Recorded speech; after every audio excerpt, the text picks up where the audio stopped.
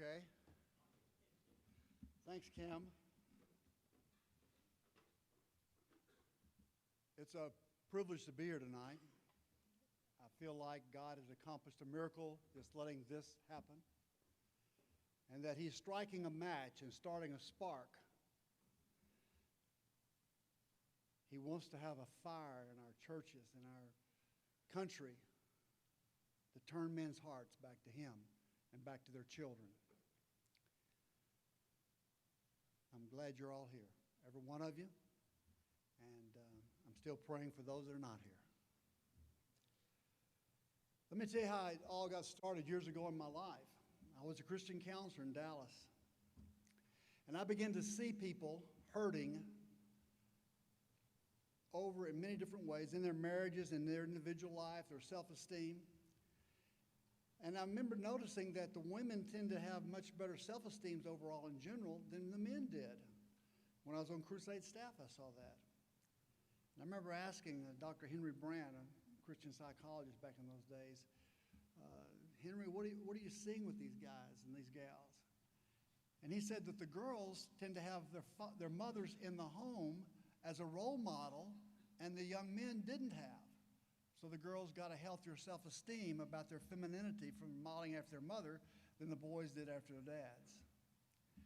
Then in the counseling practice, I began to see these wounds that the men and women carried. And my heart began to break as I noticed in my own life I had a lot of those same wounds from my father.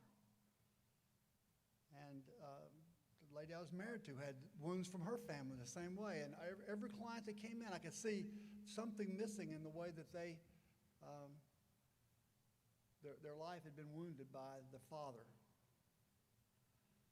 So I began to catalog what I saw, and the young women that had these wounds, the young men that had these wounds, and it became very obvious. I could pick them out as soon as they walked in the door. And so when I did my master's work, I did research to find out if what I was observing in the clinical practice was real in the research evidence. And everything came together. I could see it. That the father not being in the home is one of the most detrimental things that can happen to a child. Since that time, I've worked with two different pastors. They each had found their father dead of a gun wound at the age of 13. And they had deep wounds from those deals. But there's one incident that sticks in my mind that brings me to tears when I think about it, because there are hundreds of women like these young girls. But I had a divorced lady that was coming in for counseling after school once a week, and she would bring her two little girls that she'd pick up at daycare on the way over, and they would sit in the lobby and color or something while she and I would have our counseling session. And it went very well. But after a couple of weeks, she came in one day and she said, Waylon, the girls would like to have a session with you also. I think there were 3 and 5 or 4 and 6, something like that. And I said, well, that'd be fine. So she went out and ushered the girls in, and then she left the room. And the girls were sitting there, little bitty things, and they sat on the couch, and their feet wouldn't even touch the floor. They were so small. And I said, well, girls, how you doing? And got their names and so forth. And they were a little shy. They didn't want to act like were embarrassed. So I was sitting in my chair, and I pat my thigh like that, and they both jumped up, and one got on one thigh and one got on the other, and they just loved being in my lap. And we talked a little bit. And then they asked me a question. Will you be our daddy?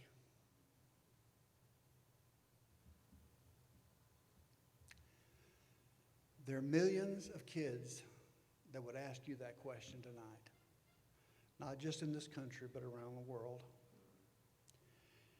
And the things that hinder us from being able to reach out to so many other people, these kids that are hurting, is that we're still wrestling with so many of our own father wounds. I believe that that's a critical factor in our culture. Father Effect captures some of those real-life incidents. This is a trailer. It will eventually be a full-length movie. John Finch is here in the audience, the guy is putting it all together. And he has an exhibit in the exhibitor's booth. But this is what it's about in our culture. We live in a culture that they say is now in the post-father era. that fathers have become irrelevant. They're not needed anymore. As Gloria Steinem says, a woman needs a man like a fish needs a bicycle. And now a lot of people believe that you are replaceable. You're an Al Bundy, a Homer Simpson, or some other doofus dad, and you're not worthy of being involved with the kids like the mother is. Gentlemen, the enemy wants to take fathers out of the home, and he's doing everything he can. The idea for this conference grew up many years ago, 4 years ago actually. I was out at Dudley Hall's ranch with Doug White and some other men, pastors. They're all in their 65 and up bracket. You know, we're a little older than some of you. And the thing that I saw was one of the pastors shared, he said, I'm in my 70s, I've got more wisdom than I've ever had, but nobody invites me to come out to their churches anymore. He said, I can go to Africa and I can speak for 30 minutes, then the guys line up for 3 hours to come hug me and have me lay hands on them and bless them. Another guy said, well, you know, when I go to Mexico, the same thing happens. Another guy said, well, I'm in India, the same thing happens. In other words, these men were getting respect out in these third world countries where there was no fathers available, but they weren't getting respect in their own churches and homes here in this area. So the idea that God put in my brain was there ought to be some way to get the white-haired men back in the churches. We've got to have some spiritual fathers working in the churches. And so we began talking about putting together a spiritual fathering conference. As we worked on this, as God worked in my heart about this, I went back to some things that I'd done way back in the 70s and 80s and 90s when I tried to put together a center for fathering in the Dallas area. I'd saved all my notes and all my files and so forth, so I began to pull them back out and integrate it together with this idea of the spiritual fathers, and we came up with Global Fathering Initiative. As I worked on it, I realized that in our country, fathers don't carry much weight anymore. They're not very Father's Day. Look at the story that goes is that the prisons had Hallmark cards brought in for the mothers on Mother's Day, and they sold hundreds of them, thousands of them. So they said, hey, we'll do the same thing. Hallmark thought we'll get good money off of Father's Day too, the same way. So they put father's cards out like there's the mother's cards. They sold just a very few, handful of them is all. Because most of your prisons don't have fathers. And that's the reality of our life. In your program for the conference, there on the last page, there is a quiz about all the statistics about fathering and the father deprivation. So I got the idea that we needed to do something that would elevate, once again, the role of the father in our culture. And I began to thinking, and what happened is I was at a Jack Taylor conference, and God showed me something. As the men were talking about bringing the father-son paradigm into the church and working the discipleship method around the father-son effect, I began to see something, that if the church could respect the role of the father and elevate the father, if the church could become the authority on fathering, then all of a sudden young men would think, boy, fathering must be important. And they'd begin to feel a sense of nobility about being called to be a father. I thought what Cam said up here when he got the title of a father, it meant something to him. So for many people in our culture, they're busy just impregnating women and walking on. They don't care about the children they've produced. And those children are the ones that are creating havoc for a lot of us and all the issues in our culture. So we decided, a group of us started working on this idea of Stand Up for Dads. And we thought it'd be good to have a good logo. And we've got a couple of computer gurus here that developed that logo for us. Nate and Cole back there, thank you so much. That was 4 years ago. And we began to talk to people about the idea of a rally on Saturday before Father's Day, where people could come out and honor and say, thanks, Dad, for those men who really got involved with their children. Well, we didn't want to just honor fathers. We wanted to honor those men that made the noble choice to be emotionally and spiritually connected with their children on a regular basis. We call those men dads. So the idea is to honor those men who are dads in our culture. We decided to put a men's conference with it and start helping men try to get a better understanding of what it means to be a dad, how to be a father, particularly how to have a relationship with your children that is meaningful.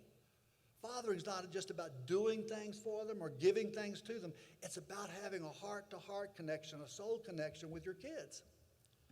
And so that's what we want to try to do. And now God has given us this opportunity to have a conference that is about relationships with your kids, yes, but about with one another too.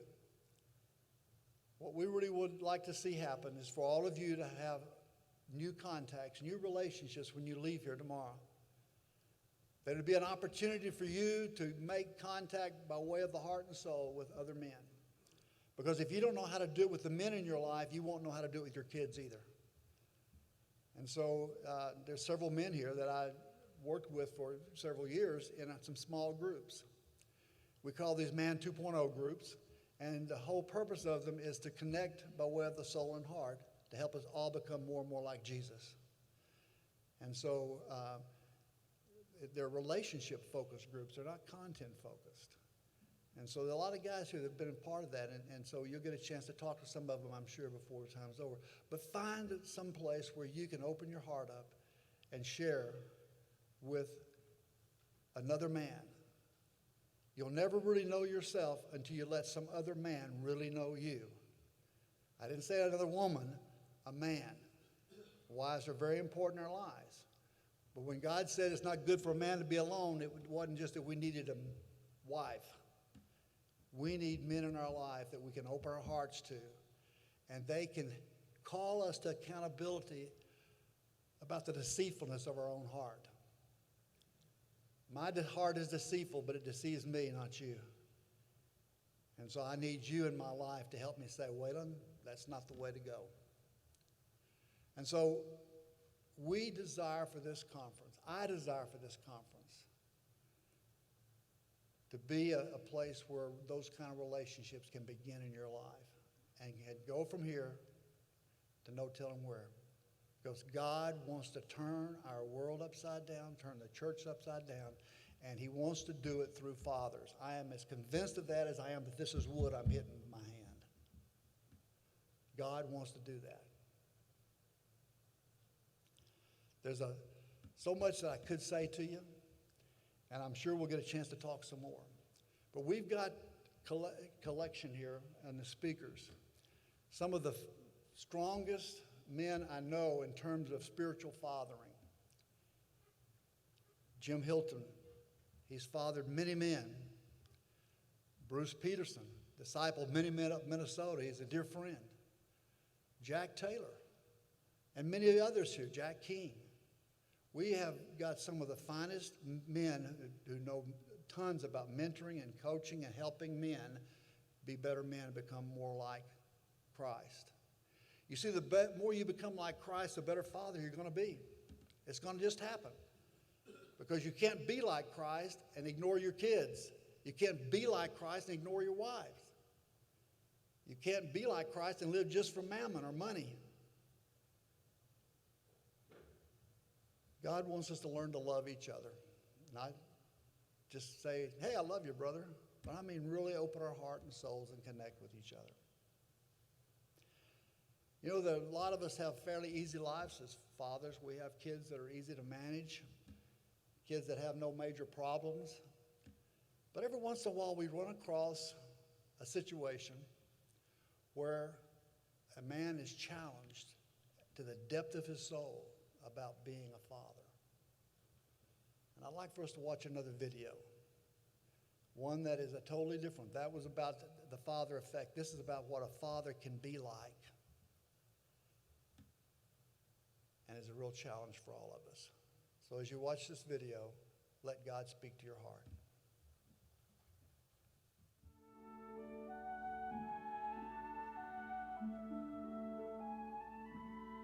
Neighbors bring food with death, and flowers with sickness, and little things in between. Boo was our neighbor. He gave us 2 soap dolls, a broken watch and chain, a knife, and our lives.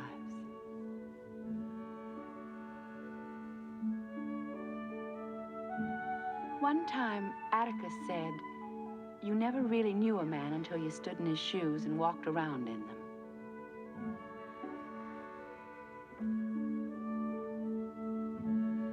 Just standing on the Radley porch was enough.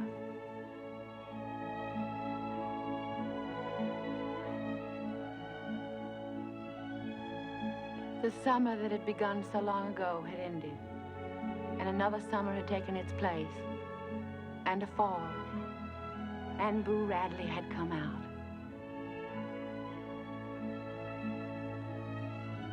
I was to think of these days many times, of Jim and Dill and Boo Radley and Tom Robinson and Atticus.